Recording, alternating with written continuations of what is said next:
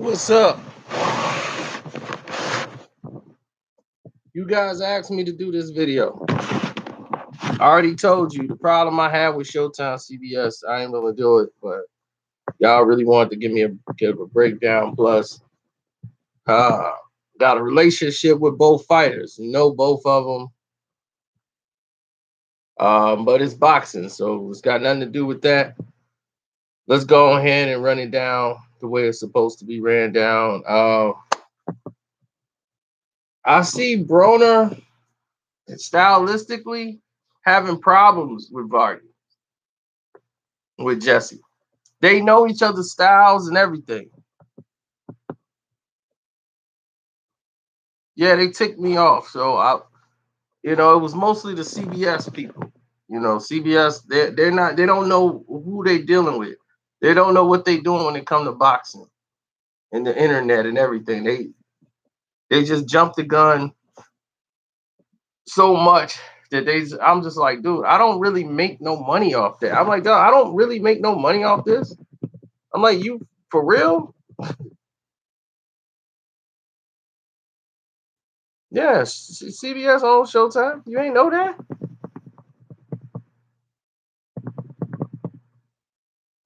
So yeah, I've been in contact with them plenty of times. But here's the situation. We're sitting there, right? Going into the doing the whole breakdown for the fight.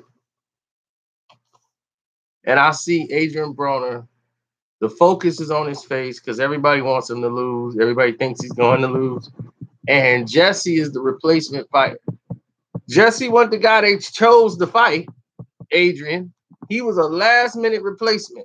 And they made the fight at 144 pounds at a catch weight. Now you got a problem.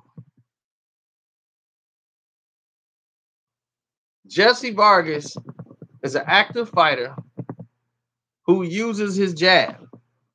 So it makes a much difficult fight for Adrian because Jesse's big. Jesse fights a big man fight. He keeps his chin up and he's a workhorse. He'll come in behind the jab.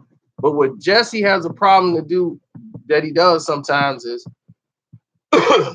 Jesse languishes and he overthinks too much and he's sitting there thinking and he's not throwing punches.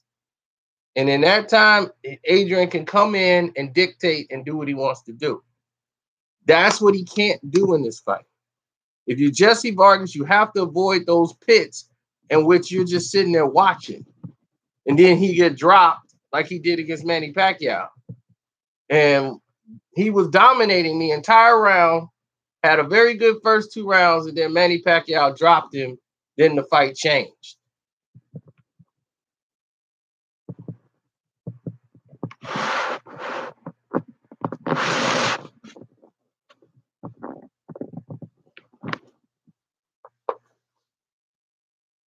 And Jesse, who won, and had a close fight with Manny Pacquiao, he won 5 rounds out of that fight.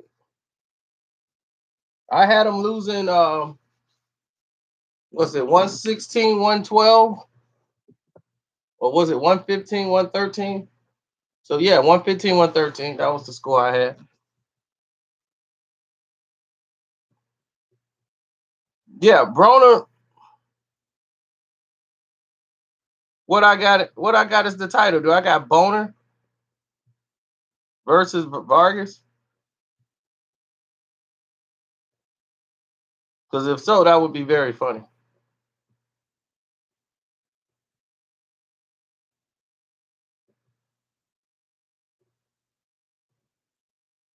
Charlo Taylor. Oh, you mean you heard him when they said Jamal Taylor, and he stopped in his tracks?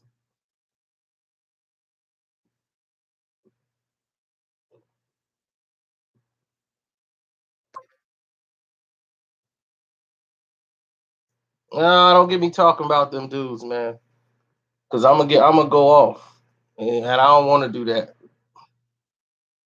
But anyway, like I was saying, going into this whole layout of everything else that we were talking about, the actual stylistics of the matchup favors Jesse Vargas. Adrian cannot sit there and take times off and showboat. He has to use a jab. He has to use feints. He's got to move his feet. What's up, Oceanside? I see you. Thanks for the donation, brother. I appreciate it. He's got to use his angles. He's got to use his feet. He got to move around. Because if he don't, then he's just dead in the water.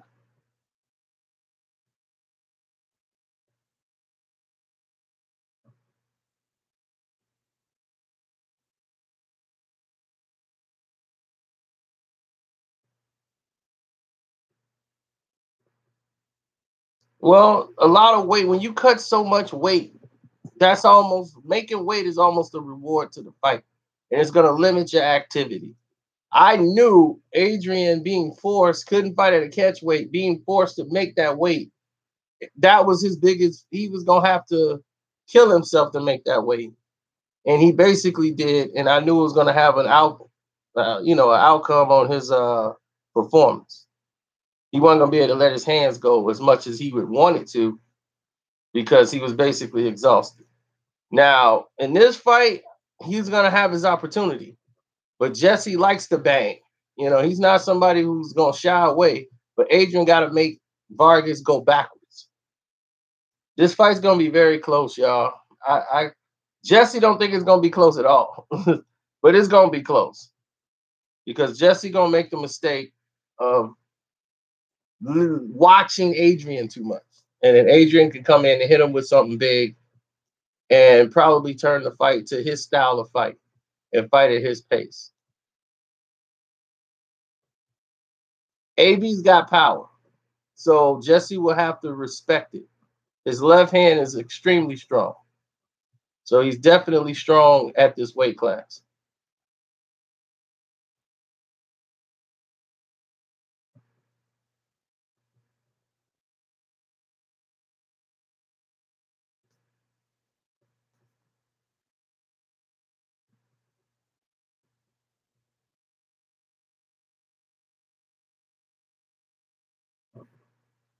Now, I got the fight in Adrian's favor by split decision. 115, 113, about one round. Just a couple of days ago, I had Vargas. But now we close to it. I'm riding with AB all the way.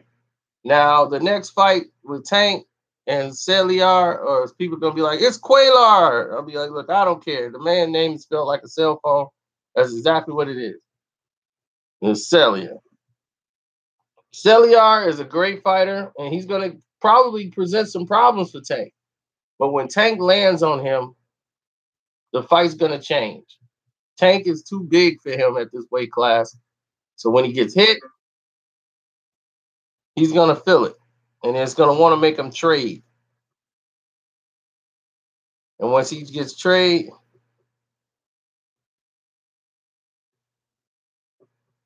that's not going to work out well for him at all.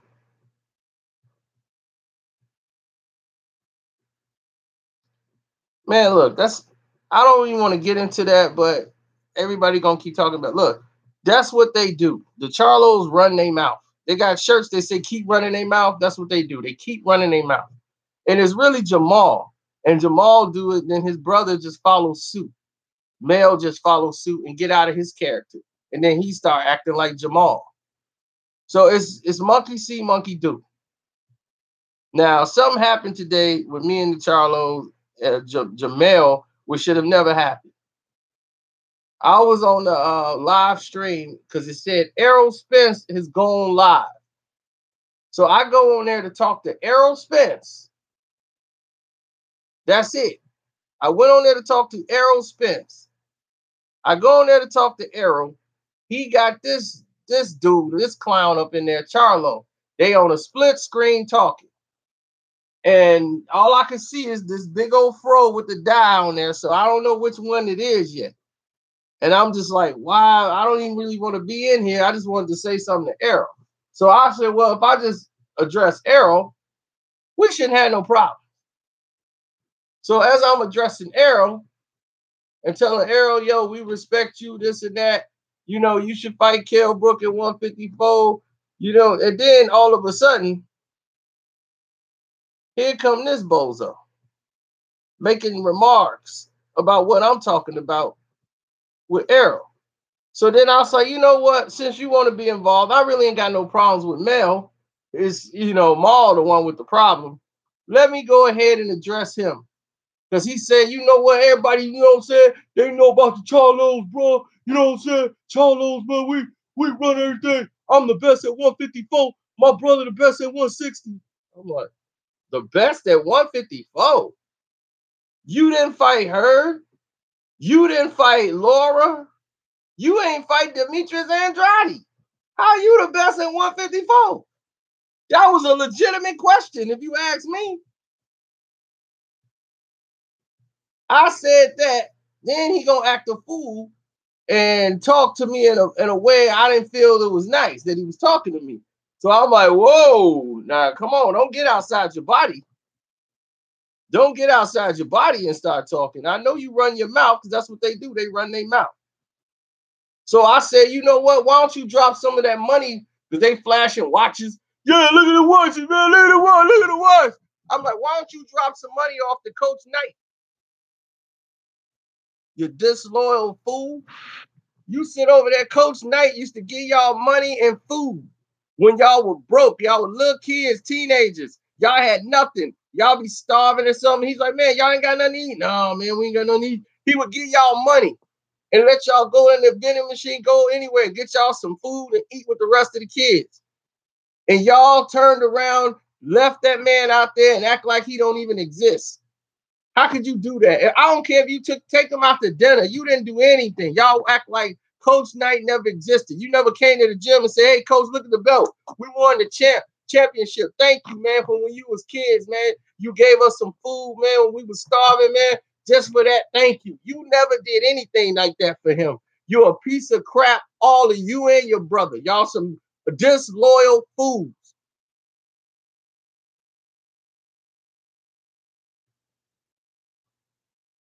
That's why nobody rocking with the Charlos.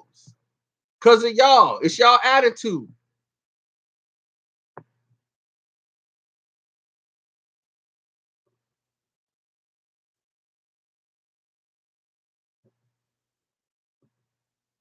Nobody rocking with them. And I'm like, dog, how you the best and you ain't fought nobody? You could have fought Demetrius Andrade. You could have fought Laura. Oh, we got the same trainer. You ain't got the same trainer now? So what's the problem now? Could have been fought him. You could have fought Hurd. Why did Hurd have to fight Laura? Hurd fighting Laura. Who are you fighting? Man, look at Jamel's Charlo's chart sheet. The last three fighters he fought, we barely knew who they was. We didn't know nothing about him until he was fighting them.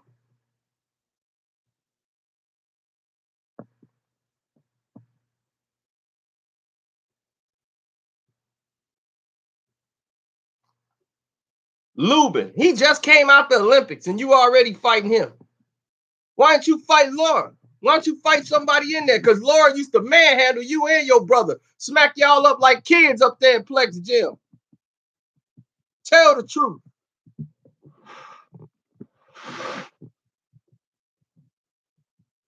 He gonna fight his mandatory J-Rock. Then who Jamel fighting in? Who Mel fighting? Huh? A guy with one leg, a guy came in with a broken knee? That's who you fighting? Man, Lubin wasn't ready for that fight. He ain't fought no. Look, dude, this dude ain't fought nobody. What's Charlo's last three fights that you know of?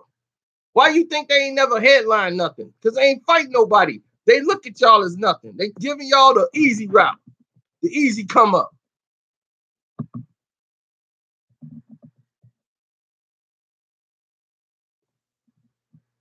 Oh, he gonna fight Trout in June because Trout just lost 2 fights in a row. And he on his last leg. Now he's like, yeah, I can fight Trout. Now, your brother got beat by Trout, and they raised his hand. Now you want to fight Trout. Trout just got stopped by Hurd. Now you want to fight him.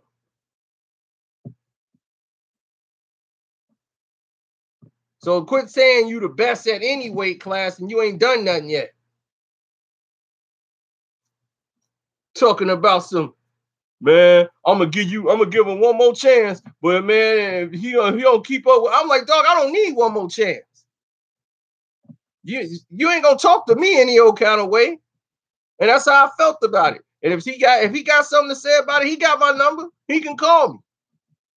Charlo got my number. He can call me. He ain't fighting nobody, but he the one running off at the mouth.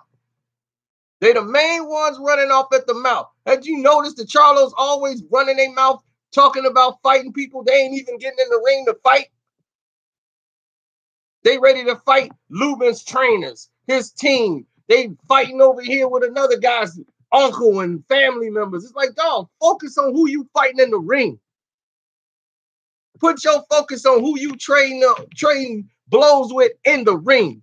Y'all over here talking about Adrian Broner and Tank. They way below your weight class. You ain't have all that energy when Andrade was talking to you. When he was in your face, y'all ain't had that kind of energy when my man pulled up, Danny Jacobs pulled up on you. Where was that energy level at then? Because they all talk.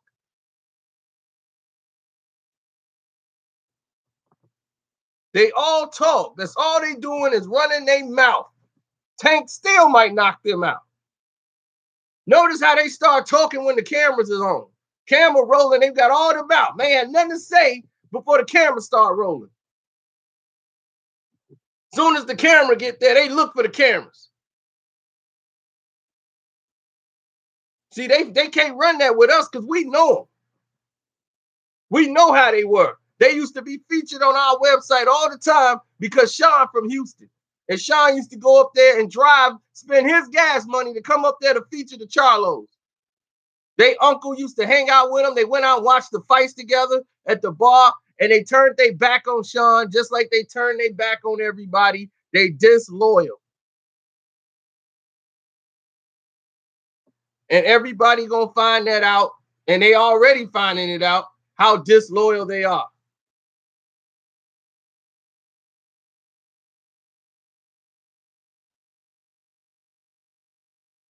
If Jermell wanted to fight with Hurd, he would have had to fight with Hurd. He didn't demand it. He got in the ring. You heard me call it in the ring. Showtime, no, you ain't ready for Hurd. Hurd would have put you in a stretch.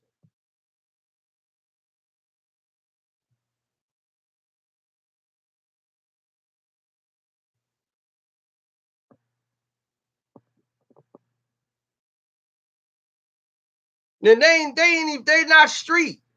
They didn't come up like Tank or AB. They not street like that. They know it. They like, dog, you can't be serious. Not you. We know you. So stop the front.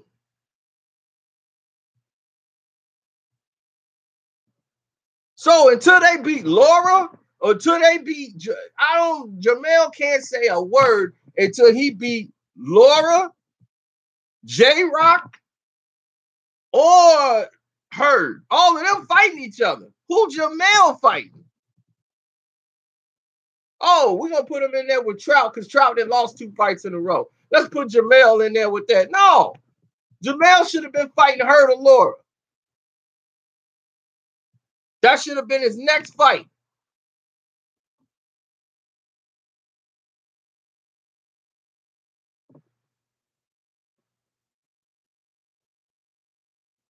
Always talking about fighting somebody they ain't getting in the ring to fight. All they are is hyping everybody up. That's why I'm tired of people. Stop following for the dog and pony show. That's why they had the extra security there, because they trying to keep Tank people from killing them. I'm telling you, they're going to end up getting somebody hurt. That's why Jamal running his mouth last time got hit with a chair, robbed, pulled up on. I mean, dog, you got to realize that stuff ain't cool. You taking that everywhere. People wanted to get behind them, but they can't because they can't stay out of their own way. They got to do it for the Instagram, get likes, get hits. They think they celebrities in their own mind. They thought like that when they was younger. Yeah, we got Showtime. Showtime with us. We don't need nobody now. We got Showtime. They actually said that. They actually said that. The people that was covering them before, like, man, we don't even need them. F them. We got Showtime. I'm like,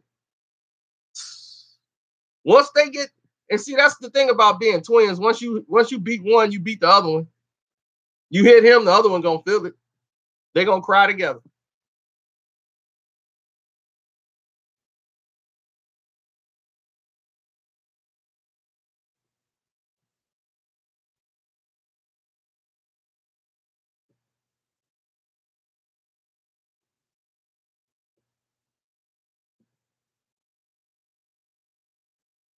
They never headline any card. Why? Why? Why y'all never headlined the card? Why y'all never headlined the card?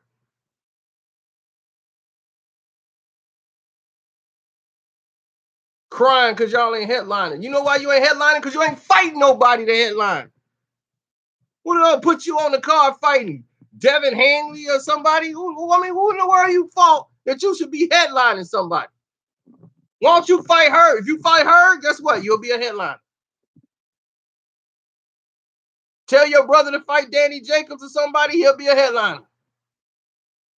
Once they go on up and fought somebody else, Hanley is nice though. I'm just digging up names. You know, I'm vetting right now. But he ain't never fought nobody. Exactly. Hurd already surpassed them in 4 fights.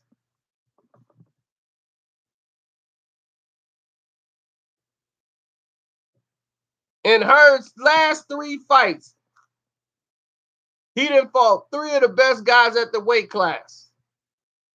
Why haven't, in the last 3 people he fought, Charlo, who been there forever, and Jamel, he ain't fought none of them. But yet he said he was the best at 154. How?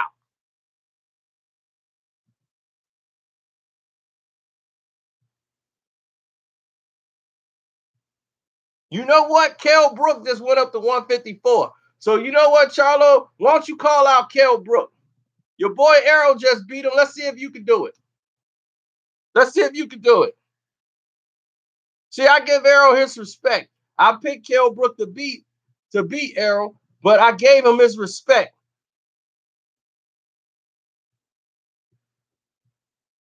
Jamal should be fighting Triple G. He should be fighting anybody. It's time to take the training wheels off and let's see what they got. Because I watched Trout dog walk him for 6 straight rounds.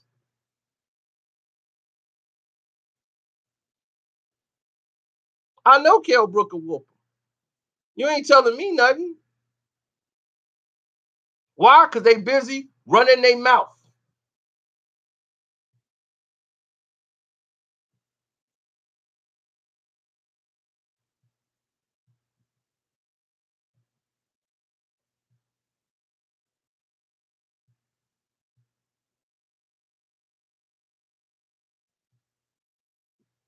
Oh, they did today.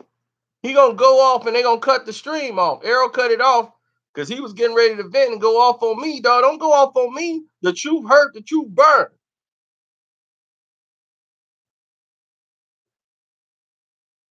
But I ain't gonna never let Charlo and them talk to me any old kind of way. It ain't gonna, no, ain't gonna ride. Not with me.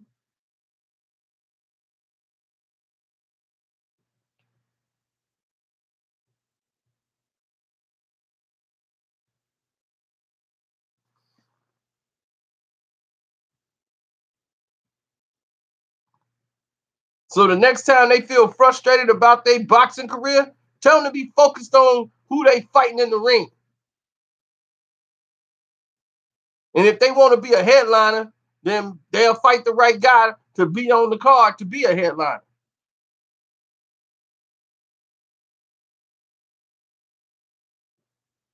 You see, because I already talked to these dudes on the phone before the last time we had a problem with the website. So they already know about me. They know how I am when we on the phone. They had a problem with me before. And I'm like, yo, y'all trying to take it out with Sean because they know Sean is more passive than me. Sean ain't finna go there with me. And plus, Sean ain't really do nothing. He was trying to explain to them, and they just yelling all in his ear, doing all that talking. And I said, give me their number. I'll talk to him. I talked to Jamel. We had a grown man conversation, and he was very respectful. I was respectful for him, and everything was cool. And he said, it's not me. It's my brother. He was like, he nervous. He training for a title fight.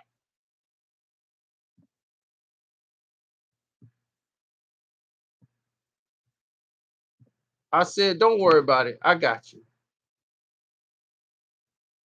I said, don't worry. I got you. Don't even worry about it.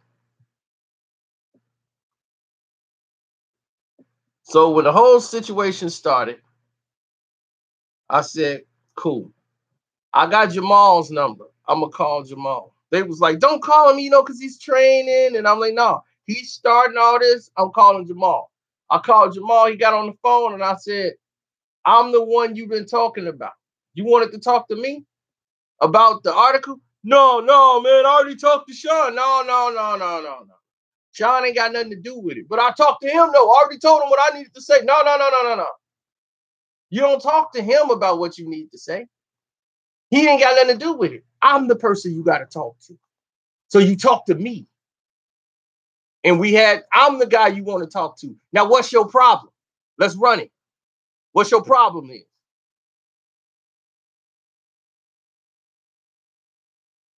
And then we got to the point where he realized, and he was like, man, don't hit my line no more. Don't hit my line no more. I'm like, ain't no problem. I'm just letting you know clear exactly where we stand. And that's exactly where it was. And we ain't had no problems. And that was years ago. And we ain't had no problems since.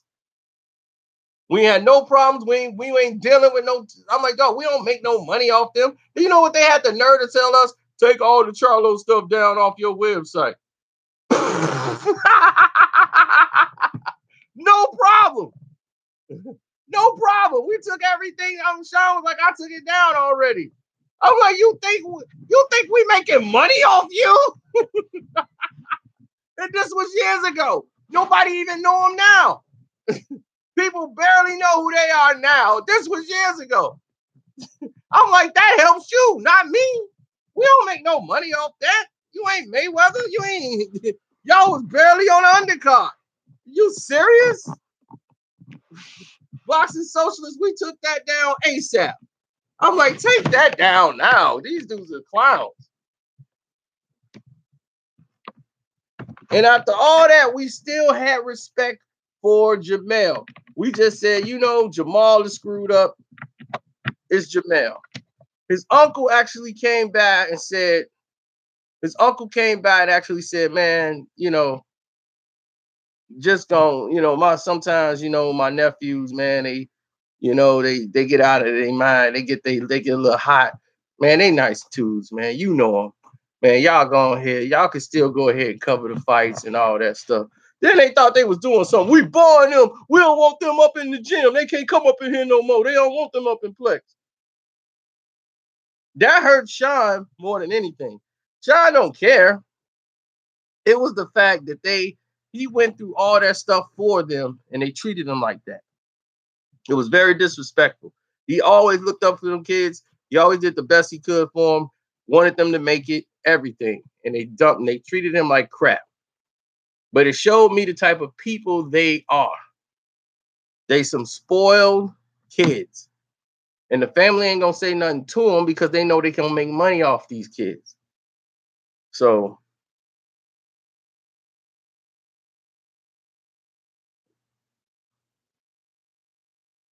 No, Jamal is the loud one. Jamel gets loud once Jamal gets loud. Jamel actually has more sense than Jamal. Jamal is off his rockers. You can't. There's no talking to him. You know, so you're gonna end up having to. Something gonna have to happen with him. That's just how that is. Because he's a little crazy. But believe me, they crazy ain't nearly the level of crazy that everybody else. They got spoiled tantrum kid tank crazy. They tantrum crazy. Broner and Tank would eat them boys alive, and they way under their weight class. They out their element messing with those two. Those two are from the streets. These kids are they're not. They're not from the streets at all. They trying to play tough. And it's sad to look at because they were never those kids. And didn't Jamel say he was gonna be a preacher? He was trying to if when boxing is over, he might end up being a preacher. What church is that? What church is that? You must have been dropped that.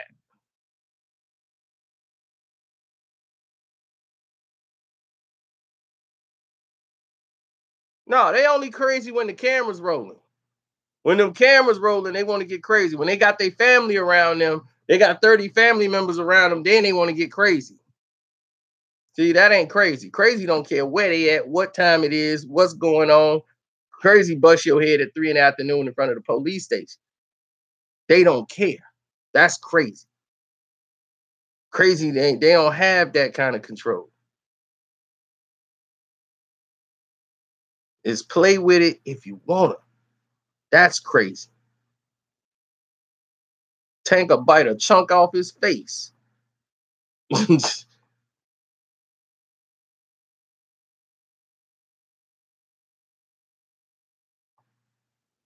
Nobody used to respect Jamel.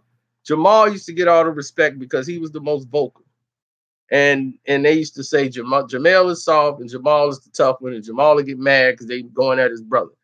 So that's that's where the problems came in at. But I'm glad we got that whole thing squashed. I don't even want to talk about it no more. I'm getting myself fired up again. But I'm out. We'll see the fights tomorrow, and we'll go from there.